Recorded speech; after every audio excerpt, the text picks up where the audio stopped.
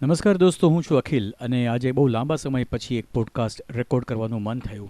કારણ કે મને એમ લાગ્યું કે બહુ સમયથી મારા અવાજને મેં ફરી પાછો મારા પોડકાસ્ટ સેક્શનની અંદર લોડ કર્યો નથી. ખાસ વાત તો એ કરવાની છે દોસ્તો કે હું આજે વલસાડ શહેરથી લગભગ 20 કિલોમીટરના અંતરે ઉત્તર દિશામાં હાઈવે ઉપર વાગલધરા નામના ગામ પાસે આવેલી એક હોસ્પિટલમાં ગયો હતો. આ હોસ્પિટલ ખાસ નામ એનું બહુ અટપટું છે. એ હું તમને મારા બ્લોગ ઉપર એનું ચિત્ર મૂકી દઈશ અને તમને ત્યાં જોવા મળી જશે. પણ મારે જે વાત કરવી છે તે આ હોસ્પિટલની વાત કરવી છે. કેન્સરની સારવાર આપતી આ હોસ્પિટલ છે.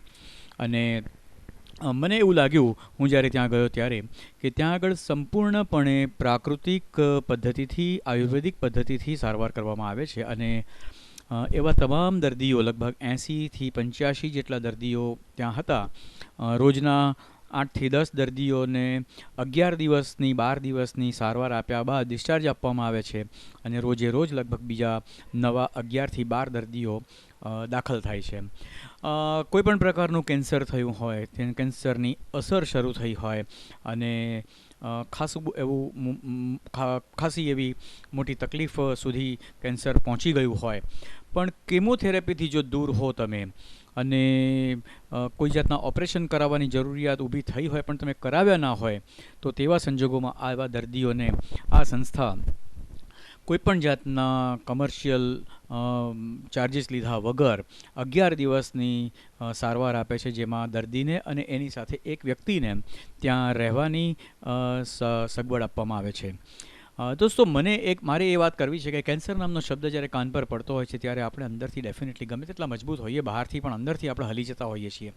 અને એવા સંજોગોમાં હમણાં જ તાજેતરમાં મારા એક મિત્રને, હું મિત્ર શબ્દ જેટલા માટે વાપરીશ કે મારા એની સાથેના સંબંધોને વર્ણવવા માટે મિત્ર શબ્દ જ મને યોગ્ય લાગે છે. ભલે અમારી વચ્ચે કદાચ બીજા નક્કી ન કરી શકાય એવો સંબંધ છે, પરંતુ તેમ છતાં પણ મિત્ર શબ્દ વાપરીશ.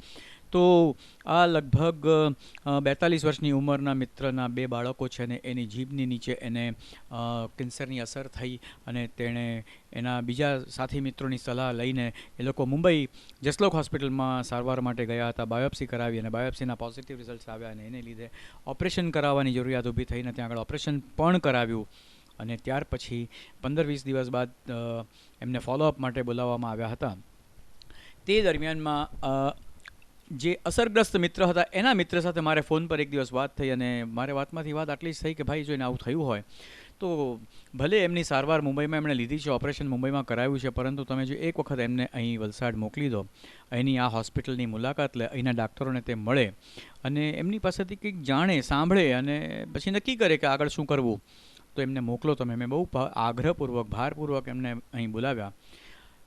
મારી વાત માનીને એ આવ્યા પણ ખરા. અને જ્યારે અહીંના ડૉક્ટરોને મળ્યા અને અહીંનું વાતાવરણ જોયું, અહીંની ઉપચાર કરવાની, સારવાર આપવાની પદ્ધતિઓ જોઈ, તો એમને એમ થયું કે નહીં, આ પ્રયોગ કરવો જોઈએ. અને એમણે એ પ્રયોગ હમણાં જ 17મી ડિસેમ્બર 2011 લેવો શરૂ કર્યો.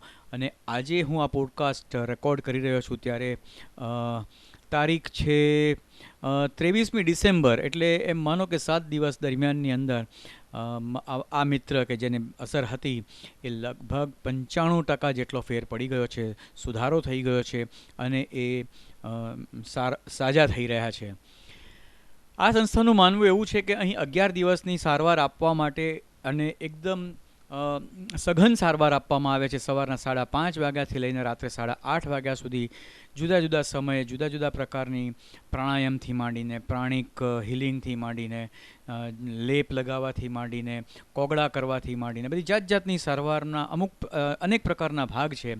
અને એ બધુંનું આખું સવારે 5:30થી રાત્રે 8:30 વાગ્યા સુધીનું જે શિડ્યુલ છે, તે શિડ્યુલ દરમિયાનમાં દર્દીએ અને દર્દીની સાથે જે એટેન્ડન્ટ છે તે બંને જણાએ આ શિડ્યુલ પ્રમાણે અહીં આ 11 દિવસ દરમિયાનમાં આ સારવાર લેવાની થાય છે. સંસ્થાનું માનવું એવું છે કે આવી રીતે આ 11 દિવસની સારવાર લઈને દર્દીને 50% કે 50%થી વધારે સુધીની રાહત થઈ જાય છે. અને બાકીની ઘટતી રાહત એટલે કે 40% કે 60%ની રાહત એને ઘરે જઈને આ જ સારવારને ચાલુ રાખવાની છે. આ જ સમયપત્રક પ્રમાણે એમણે પોતાના ઘરે આ જ વસ્તુ કરવાની છે. આ 11 દિવસમાં એમને એવી ટેવ પાડી દેવામાં આવે છે કે જેથી કરીને તે લોકો ઘરે જઈને પછી આ ચાલુ રાખી શકે અને લગભગ બીજા 30 દિવસ કે 40 દિવસ સુધી આ જ પ્રમાણે અહીં લીધેલી 11 દિવસની સારવાર ઘરે જઈને 40 કે 45 દિવસ સુધી ચાલુ રાખવામાં આવે તો સંપૂર્ણપણે કેન્સરમાંથી મુક્ત થયેલા દાખલાઓ પણ મેં નજર જોયા છે. હું એમને અડક્યો છું. એટલે દોસ્તો મને ખાસ એટલા માટે આજે હું એ હોસ્પિટલની મુલાકાત કરીને આવ્યો અને મને એમ થયું કે નહીં, મારે આજે આ એપિસોડ ખાસ તમારા માટે રેકોર્ડ કરવો જોઈએ અને તમને મારે એની માહિતી આપવી જોઈએ. અને જેટલા વધારે લોકોને તમે આ માહિતી આપી શકો, આપણે એવું ઈચ્છીએ કે લોકોને કેન્સર ન થાય, પરંતુ દોસ્તો જેમને કેન્સર થયું છે એવા લોકોને યોગ્ય સારવાર, સમયસર સારવાર, નિઃશુલ્ક સારવાર મળી રહે અને એ સારવાર લેતી વખતે દર્દી શ્રદ્ધા સાથે જાય, દર્દીની સાથે જે વ્યક્તિ ગયા હોય તે પણ શ્રદ્ધા સાથે જાય, તો મને એવું લાગે છે કે ધારેલા પરિણામ આપણે મેળવી શકીએ ખરા. મારી આટલી વાત તમે સૌએ સાંભળી તે બદલ આપનો ખૂબ ખૂબ આભાર. ધન્યવાદ.